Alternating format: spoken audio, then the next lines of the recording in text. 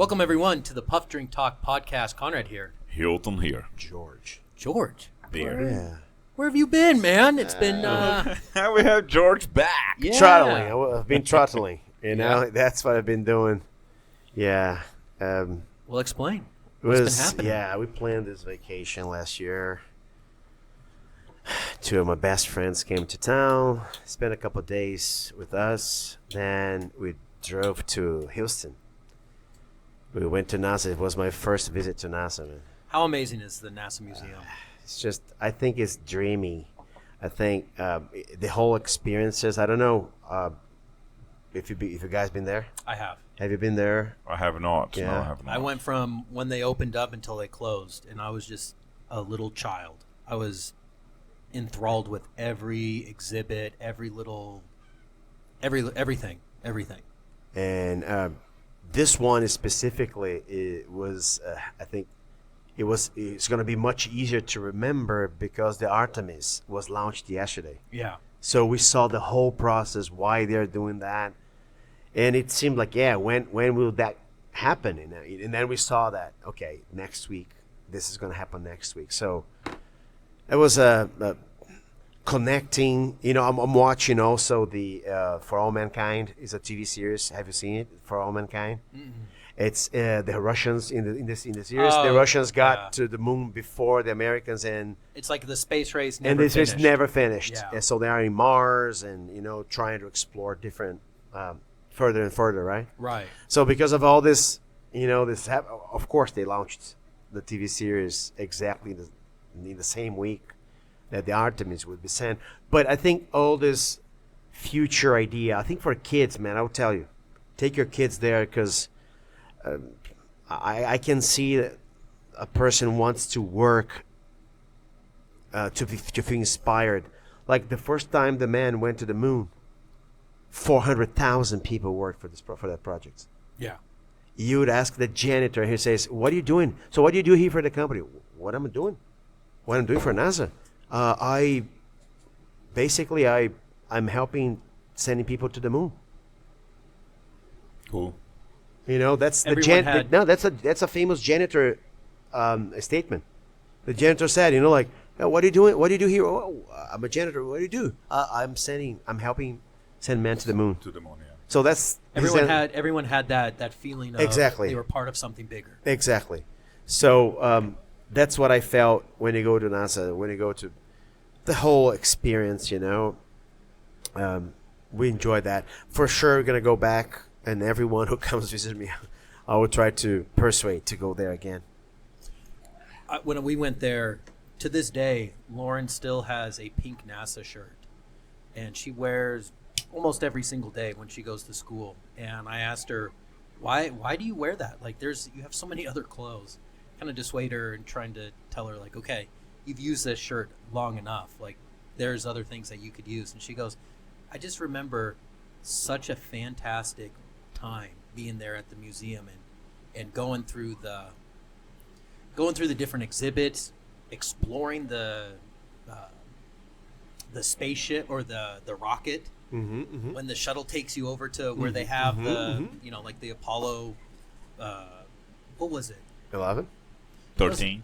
No, it wasn't. It was one of the Apollo ships that they have like on exhibit. I can't remember which one. Is it the Apollo 13 or Apollo 11? It's got to be the 11. I don't remember.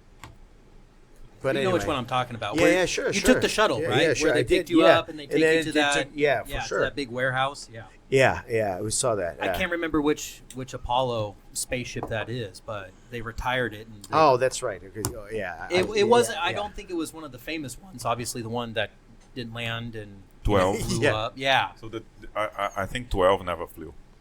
I think. I'm not sure. I'm not No. sure. I can't remember either. But to see the magnitude of how big that spacecraft is.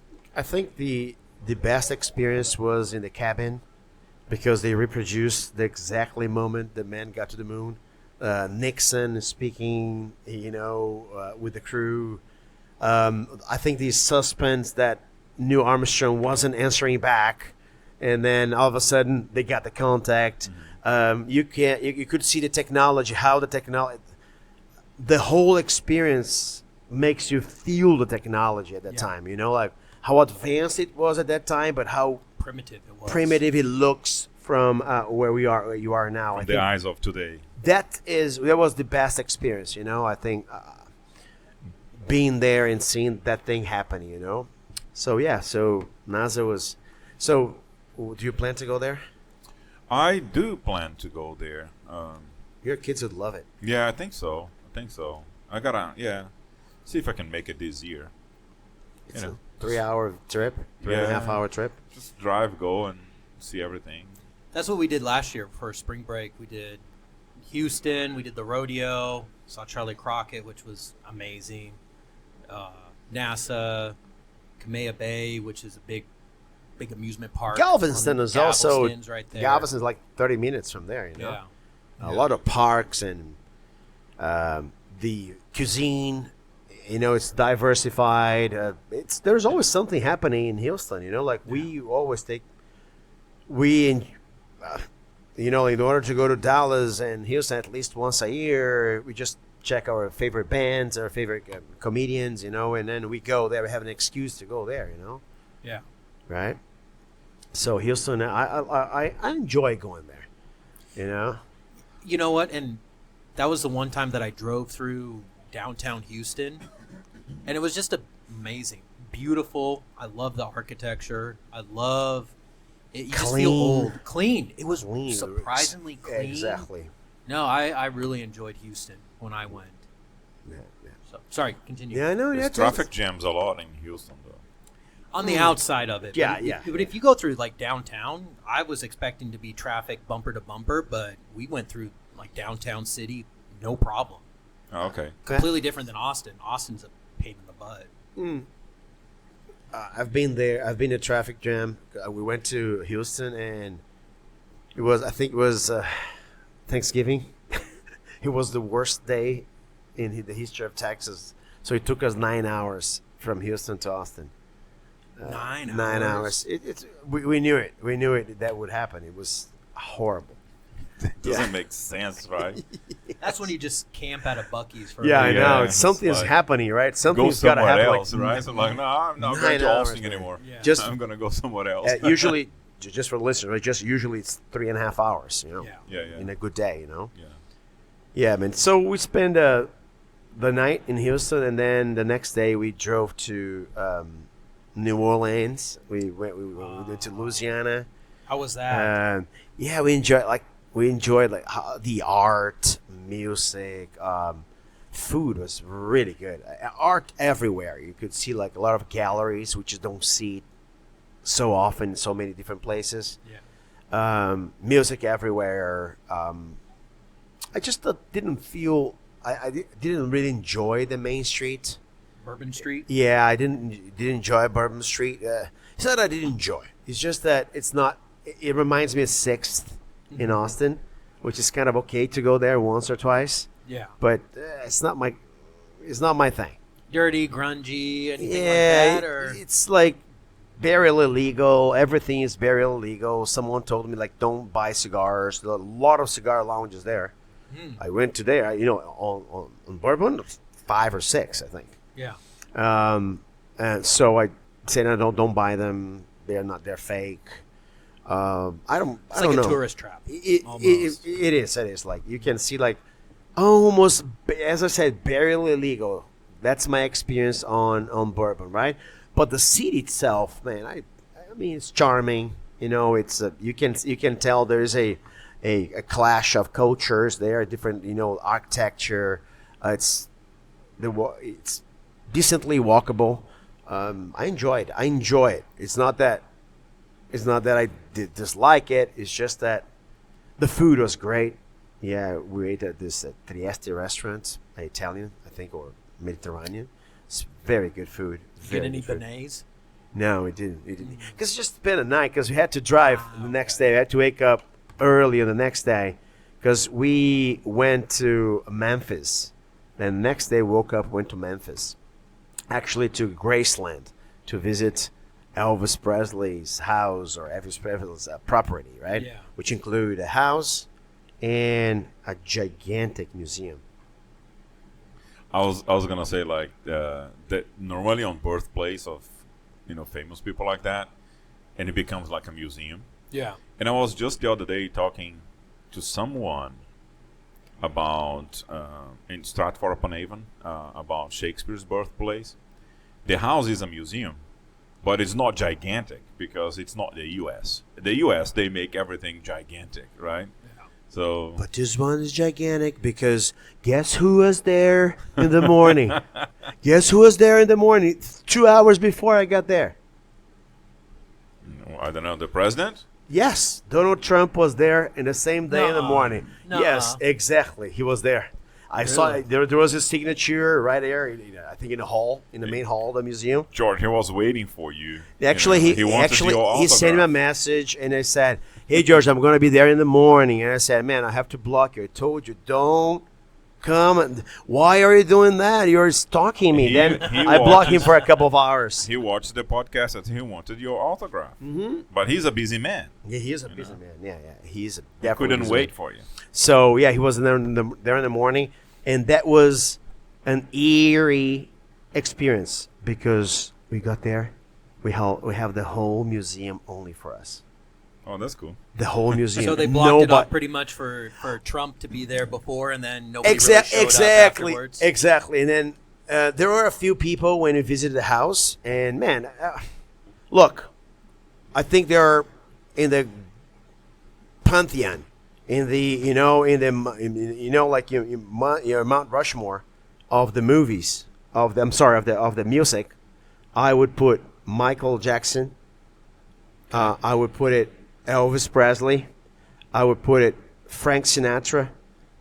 Then the Beatles, and the Rolling Stones. Okay, so I would put those 5 on the top. Okay. I always put Elvis as the 5th. Now, for me, Elvis is the 1st. After visiting. After understanding who Elvis was. You guys, Konrad, he starred in 31 movies. Yeah. He was Brad Pitt before Brad Pitt. My mom was obsessed with watching his campy movies and would have it on the TV. My mom and my grandma, and I've watched probably like 25 of them. They're always like him. He goes off to a war and he comes back and he's always singing. Yeah, that's what I was gonna say. I mean, he's a movie star, But he sings. in but all of he his- also is a singer. Yeah. That'll be like Well, he was just such a huge pop icon. Yeah. He was such a huge icon back in like the 60s. because you always have to consider you know that comparison of a warrior from the Roman Empire versus Cristiano Ronaldo. Have you ever seen this? So you No. compare like the wealth of how much of the top warrior had over all the total of Well, money at that time. Let's so Google it. Let's you Google it. can yeah. I want to Google it now. Why? Well, because I want to see visually that What was the comparison, because question? that will be like a chart or I don't remember which warrior they're talking about, but it's just like a the- Roman. the richest Roman warrior against Cristiano Ronaldo fortune comparison. Richest gladiator? pretty big, probably Yeah, gladiator, gladiator. yeah, like top gladiator, or Yeah, you wouldn't be a gladiator because it would be like in service of the Of the- Roman Empire. Yeah. But there might be like an image kind of thing. Holy Oh, yeah. crap. Well, this is interesting. The wealthiest athlete in human history was not a gladiator, but the Roman charioteer, that's that. Okay, yeah. So Gallus Appius Mhm. Diocles, yes, whose career earnings are estimated at $15 billion in today's dollars, vastly exceeding Cristiano Ronaldo's total career earnings of approximately $1.2 billion. exactly. That's Okay. what. Isn't that an incredible detail? Like 17 times bigger than Cristiano Ronaldo. Interesting. Yeah, that's great. Because it's all about relativity, right? A sum equivalent of 5 times the earnings of the highest paid Roman governors and enough to feed the entire city of Rome for a year. Exactly. Interesting. Interesting. Huh. So I was just comparing that. Yeah. right? So I was just comparing to that. So this sort of comparisons, right? But man, yeah. So Trump was there. I remember now. We're talking about why Elvis Presley is so big. He's got 200 vehicles in his property. He's got a full gigantic airplane inside. Mm-hmm. Buddy, I took pictures to show you. So there is this story. He loved Cadillac. He loved Cadillacs. They have all the but you go crazy Cadillac. because so in 1999 there's this I don't know exactly which race car race it was but he crashed his car and the car was on fire and he saw Elvis while he's been recovering, and then when he woke up he said I need to call Elvis Presley's estate because I want to put Elvis Presley in my car. So for 2 years, NASCAR had these two cars with Elvis's images and sponsored by the state. Cool. And he used to cart inside his property the whole time. Okay. He's got carts, and he's invested in anyone who came with a transport idea. He would invest in it. He would have like a prototypes, like 50 prototypes. He would invest in it. He was a cop. Regular cop. Yeah. Regular cop. No, I did not know that. It wasn't like, oh, no, honorary. No, he was a cop in Colorado and Tennessee, in 2 states. I love the fact that when he was growing up, he would associate himself with a lot of the black musicians in downtown Memphis, and that's where he grew up learning how to play the blues. And it was a lot of the black blues that he learned to play and get his voice and get that soul. And I mean, when you think about it, a lot of the original the only reason that the Led Zeppelins and the Rolling Stones and these big British bands got to be so popular in the United States is they mimicked a lot of their first albums were all blues. If you listen to like the early recordings of Led Zeppelin or Rolling Stones, they're all blues songs. They're all blues, catchy, da-ding, da-ding, da-ding, twangy instruments, and that's to appeal to the American audience at that time. But it's just catchy. It's just great music. We don't have enough time for that, but I'm just reading a book. It's called The Last Train to Memphis, which is basically, it's from Peter Guralnick, and it's about the rise of Elvis Presley. So I'm just cool.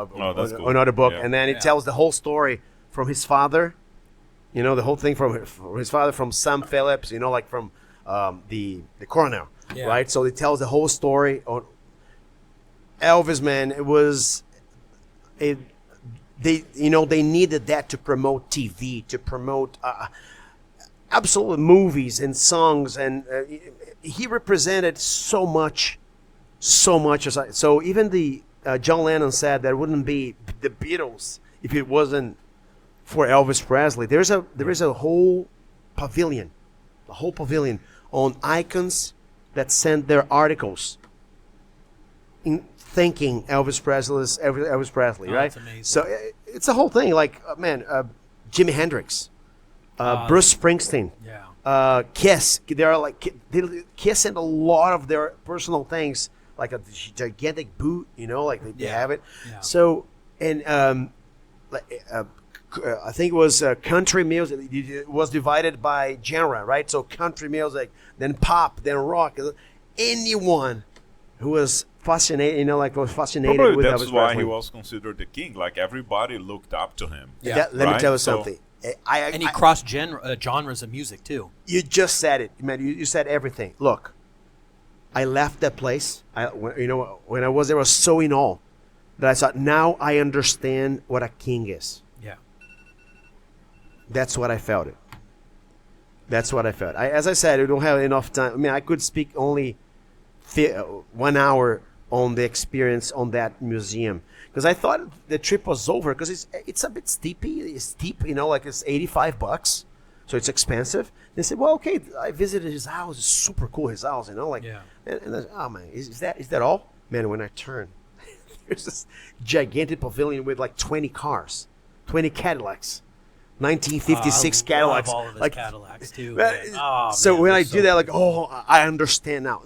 And there are levels and levels of wealth, okay? This guy, there's this room, I'm not kidding, with over 200 of his garments. You know, the suit. How the much is suits. that worth? Oh, Billions. Yeah. Yeah. If you put all his property together, Oh yeah. $1 billion, yeah. more than $1 billion.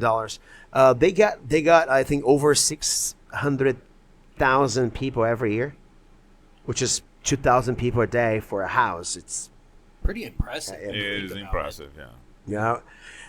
it's just that it's so smooth. The visit's so smooth. Everything works. No one bothers you. He's got a racquetball in his house. He's got a racquetball Like a court. racquetball court? A racquetball court in his house, like a gym. Then, like a lounge. And then a racquetball. He was one of the promoters of racquetball, actually. Oh, how That's cool another is that? thing. Another thing to tell you that, man, Is the what do we call the ball? Is the most Unpredictable. Unpredictable. unpredictable yeah. ball? He's got a farm in Graceland. There's Yeah. a farm in Graceland. Yeah. You know, like he's got horses and everything. And He was a country boy. He you know? was, through and through, right? So, and he lived in many places. His whole story is amazing. I think we should dedicate one episode only. Especially there's a movie coming up. I think February 2027 about Epic. Epic is going to so be the we, movie. we can put it together like some highlights and stuff, and Yeah. then, briefly, and then we could do like a part 1, part 2 also. Yeah, in we those can. kind of things. Seriously, Elvis Presley. For me now, I understand why.